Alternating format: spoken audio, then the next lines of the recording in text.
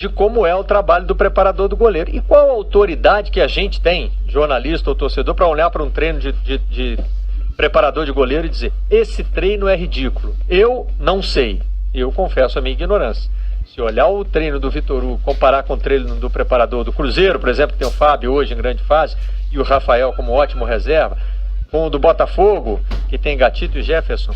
O Corinthians, né, que tem dois grandes goleiros. Eu não sei dizer o que um trabalho tem de muito melhor do que o outro, mas o torcedor do Flamengo chegou a essa conclusão. Vamos conversar então com quem já passou por lá.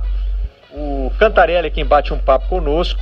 E a primeira pergunta é justamente sobre como explicar, né, esse momento ruim pelo qual os goleiros do Flamengo estão passando e como sair dessa situação. Boa noite, Marcelo Barreto e aos ouvintes da Rádio Globo. O Thiago, né, ele foi criado lá na Gávea, né, então ele conhece muito bem o que é jogar no Flamengo. Tá? Então ele entrou normal, tá? Ele é um bom goleiro, né, já mostrou uma personalidade muito forte. É uma pena que essas falhas, né, pois elas estão acontecendo de uma forma, uma atrás da outra, né? Então, isso aí que atrapalha um pouco lá o ambiente no clube, né? Em relação também àquela manchete do Extra, é lógico, aquilo lá afetou o jogador e afetou o grupo também, né? Eu acho que eles exageraram um pouco. A crítica ajuda o atleta a crescer, mas a hora que é uma crítica que não é legal, sabe? Aí o jogador ele sente um pouco. E jogar no Flamengo também é muito difícil, né? É sempre difícil jogar no Flamengo. É porque a cobrança é muito grande, né? E o goleiro, especificamente, né, ele não pode errar. O goleiro, mas a hora que joga em time grande, ele às vezes, né, fica 90 minutos assistindo o jogo, né? Vai uma bola só, e essa uma bola você tem que pegar. Mas essa fase eu passei na minha vida, né? Porque eu joguei 19 anos lá, enfrentei algumas situações assim também, e eu sempre eu dei a minha volta por cima.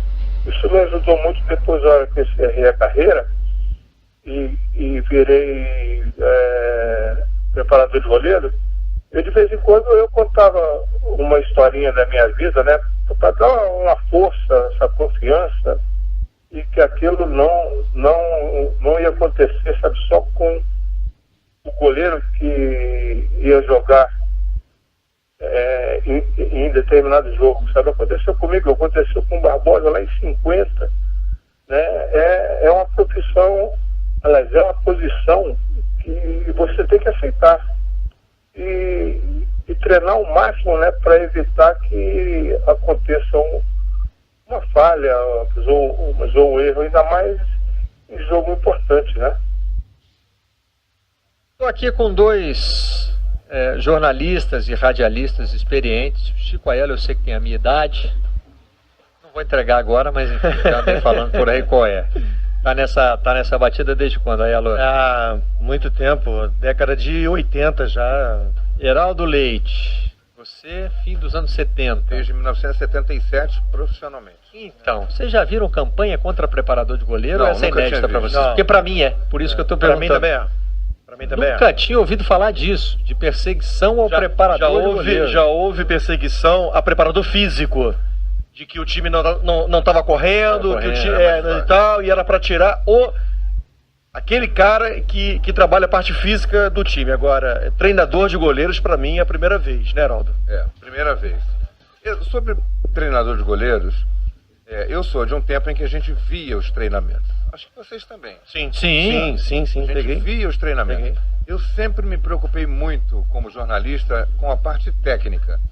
Ver o trabalho do técnico. Aquela coisa de que alguns técnicos, mais recentemente, para ser mais preciso, Muricy Ramalho, dizia: olha lá, estou fazendo mudanças aqui, eles estão lá tomando cafezinho, fazendo resenha. Ninguém está vendo as mudanças que eu estou fazendo. Aí vai para a coletiva, não sabe o que perguntar. Não sabe o que perguntar.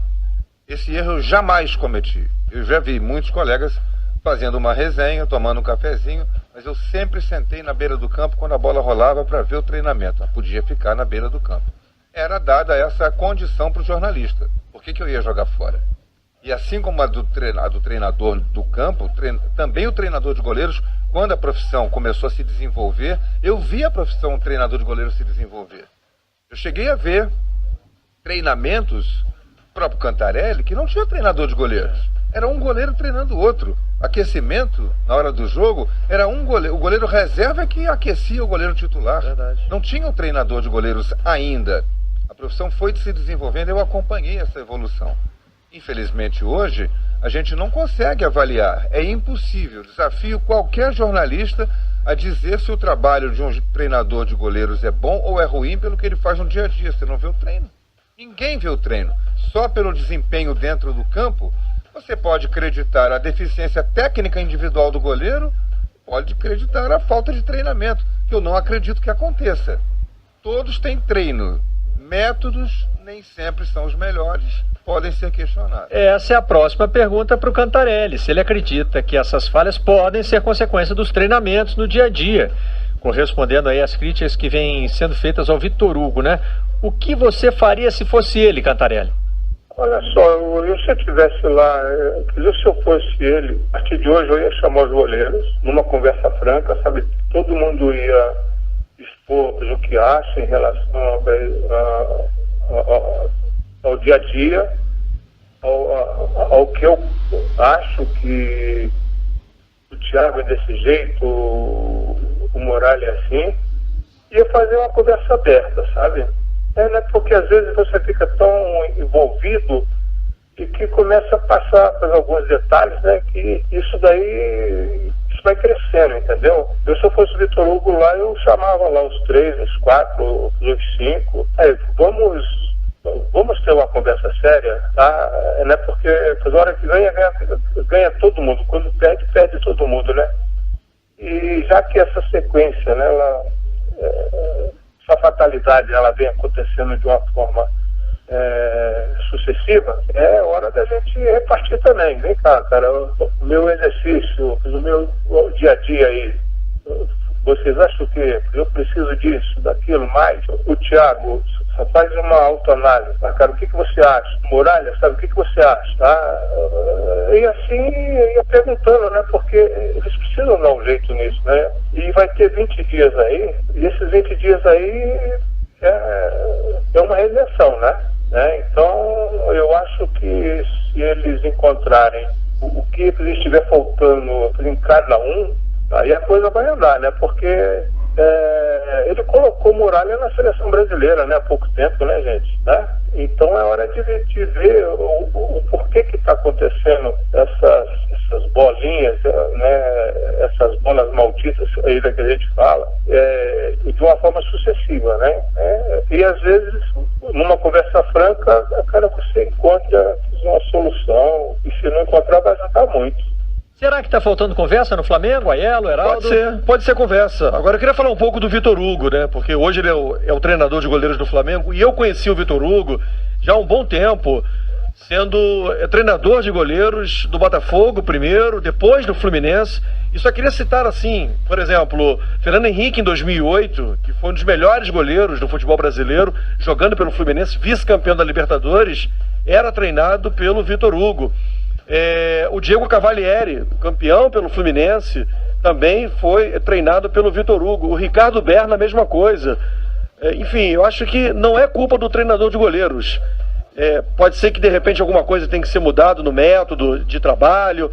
Agora, se fosse algo muito específico, a gente poderia apontar, mas eu acho que para mim o componente psicológico e emocional hoje fala mais forte.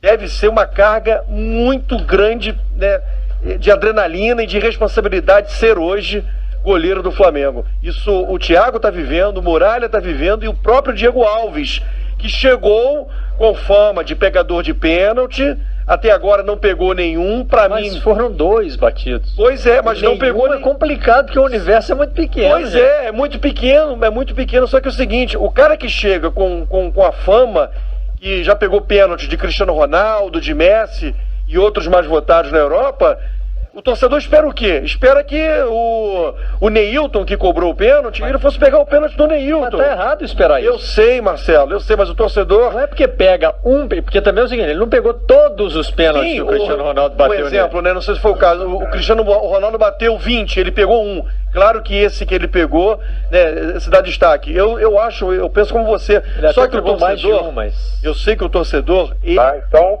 ontem eu escalaria o Muralha, tá? Embora eu acreditasse muito lá no Thiago, que é um excelente goleiro, né? Mas no momento era de eu salvar o Muralha, entendeu? Né? Então, e com o Thiago entrando em campo, né, e falhando, eu perdi os dois. Agora então, já que o Heraldo e o Aiello mencionaram a segunda partida, que falando do segundo o Cantarelli completa. E depois da falha do Thiago, mantém o Thiago ou escala o Muralha para a segunda partida? Ah, sim, agora eu ia ter 20 dias, né, aí para ver, analisar o dia a dia deles e ajudar o técnico a escalar o melhor que eu achasse, entendeu? Tá? Mas agora a escalação ela depende desses 20 dias até o próximo jogo em Minas.